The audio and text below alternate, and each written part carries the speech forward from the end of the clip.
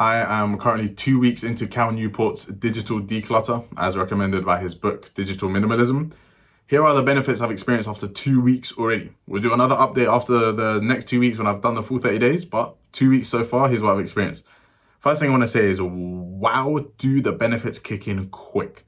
Cutting down on your technology use, stopping the Netflix, the constant music, the listening to podcasts while you drive, the late night YouTube, the Instagram scrolling, stopping all of that for even 2 days, bro. 2 days. Wow, what an effect it will have. What clarity you get. The amount of brain rot and brain disease that you can undo from just a short period of time is truly remarkable. I think that just goes to show how immersed we once were into these technologies. We were so deep in it that just 2 days clears out such a big amount. Like, wow.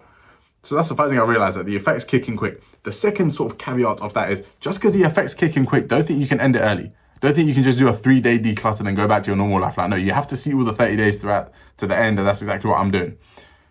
Let me actually get onto the benefits now, the point of this video. First thing I've realized is I've started to reconnect with things I used to love doing. And these things are bringing me just as much fun as my technologies. So just for simplicity's sake, let's just pretend, this isn't the case, but let's just pretend the only one thing I was addicted to is YouTube. That wasn't the case. I was watching a bit of YouTube, Netflix, scrolling Instagram, but just so I don't have to keep re-mentioning all the different platforms and sites every single time, let's just pretend I'm a YouTube addict. So cool. What digital declutter has done is it's allowed me to reconnect with non-technological activities that bring me just as much fun as scrolling YouTube. These include journaling. I fucking love journaling, bro. I swear to God, I'm a writer. I journal like 3 pages of my thoughts on a paper. It's literally just mental diarrhea on a paper, but it's damn personal. I would never let anyone, read through my journal. Another thing, reading. I am demolishing books. Like, I am getting through books quick. Like, you probably can't see where I'm at, but basically 75% of the way through in 3 days. That's unheard of. It would usually take me a month to finish a book like this, and that's in a good month. Maybe previously it took me like 6 weeks or so, because I'd read like a measly 20 minutes every day. Now it's at least an hour every day, 3 sets of 20 minutes. 3 sets, that's how you know I'm a gym guy. 3 sets of 20 minutes, XYZ. So I love reading, and I love the satisfaction reading's getting me. Like, I just feel superior to other people my age when I read. When I finish a book a week, I just feel like no one else my age is doing it. Everyone else is a brain rot zombie. And like I always say, this video isn't coming from a judgmental or superior point of view, like, oh, look at me, I'm better than you, I don't use technology, but you do, haha. But I do feel a slight bit of I'm beating these motherfuckers. Just a little bit, just a tiny, tiny bit. Next thing that it's really allowed me to do, which is important, is actually reconnect with my family. I am actually now spending time with my mother and my father that I never spent before. For example, I'm watching football with my dad. I don't give a fuck about football. I'm not a football guy. I'm a bodybuilding and basketball guy. How did I become a basketball guy? How did I become Americanized and love the NBA? Shit, I don't know. Probably gaming days when I was addicted to technology. That's how. I remember the times the guys would spend on NBA 2K16 and 17, and then after that we quit because 18 and onwards is just mid. Anyways, I don't give a shit about football, but I've been watching it recently with my dad. I'm learning the players, and I'm not a casual anymore. Well, actually, I am a casual, but I'm not a complete rookie. Like, I know some footballers' names, which is a bit embarrassing to say living in the UK. Like, everyone here is crazy about football, but yeah. I'm actually watching football games with my dad now, so we're kind of creating a bond and laughing, and we're checking the Premier League timetable saying, oh, that's a good game. Are you free to watch it together? And we never done that before. Because I'd just be up in my room on my phone. But now that I'm stepping away from technologies, and now that I've unlocked all this free time, since I can't play PlayStation, since I can't watch Netflix, shit, let me go downstairs and watch football with my dad. And it's fucking fun. Same thing with my mum. When it gets to the evening times, when I've done enough reading for the day and enough journaling, and where I would usually watch a YouTube video, or a few. Instead, I'm down in the kitchen with my mum, just helping her cook a little bit. Nothing too crazy. I'll let mum take the reins. She can make food better than me. But, occasional salad gets chopped here. Occasional cucumber gets diced here. So I help out a little bit, and we just chat more, and we're getting to know each other more. So digital declutter, the benefits I've experienced, or the third benefit is good English, you will definitely reconnect with your family. 100%. You don't even have to worry about that. you will end up doing something with the people you live with at home, and it'll be damn fun. Another benefit I've realized is all these things that I'm doing now without technology are just as fun as YouTube. I'll be real. When I read this, I'm not reading a book and comparing it thinking, nah, YouTube would be so much better right now. When I'm watching football with my dad, I'm not thinking, nah, YouTube would be so much better right now. These things are just as fun as YouTube. And so I'm in a position now where I can do things just as fun as YouTube without the drawbacks of YouTube.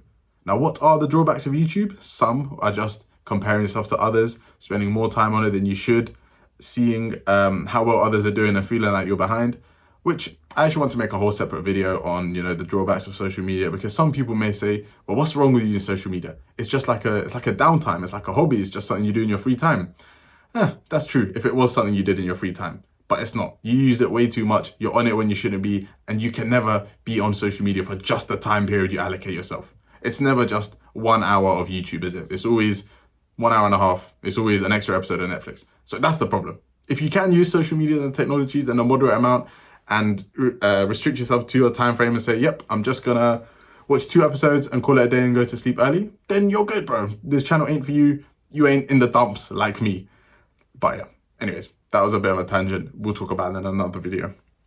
Another thing I've realized is how little I really need YouTube. How little I really need these technologies.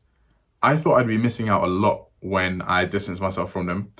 And I thought that, like, damn, I'm not going to be as smart, as productive, because I'm not able to listen to these podcasts and watch these informational videos on bodybuilding and gym and all these other videos. But then I realized when I do watch these things, they don't actually have an effect in my life because I make 2 mistakes. Number one, I watch too many of them. And so I'm over-consuming, I'm overstimulated, and I'm not really paying attention. And number 2, I watch too many of different topics. You don't want to spread yourself thinly. You want to spread yourself thickly in one direction. And so when I'm consuming all these technologies, I watch one YouTube video on bodybuilding, one YouTube video on something like how to improve your public speaking, another video on how to become a better father when I'm not even a fucking father myself. Like, I'd watch so many different topics. And so I'd feel productive. I'd be in this fake productive zone where it's like, yeah, look at me. I'm making use of being born in the 21st century and having all this access to technologies. And yes, I'm getting through 3 podcasts a day. And then in the evening, I watch videos on bodybuilding. And then tomorrow morning, I watch a video on how to build a business. I'm so productive. No, bruv. Fucking no. Half of that shit isn't even relevant to me right now.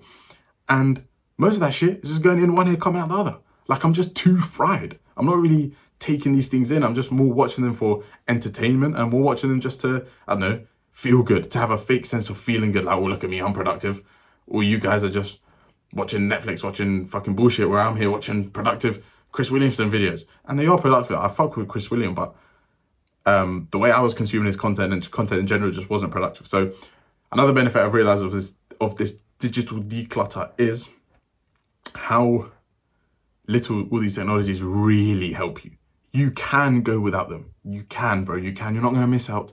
You're not going to be less productive or less smart or miss a really good business opportunity or any fucking bullshit that I thought would happen when I give these guys a break. So there have just been some benefits I've experienced on Cal Newport's digital declutter, or just taking a break from socials in general. Like, that's what it is, just stepping away from technology and screens. These are some of the benefits I've experienced, and they are definitely the exact same benefits you're going to experience. So let me know what you thought of this video. Like, comment, all that good stuff. Catch you in the next one.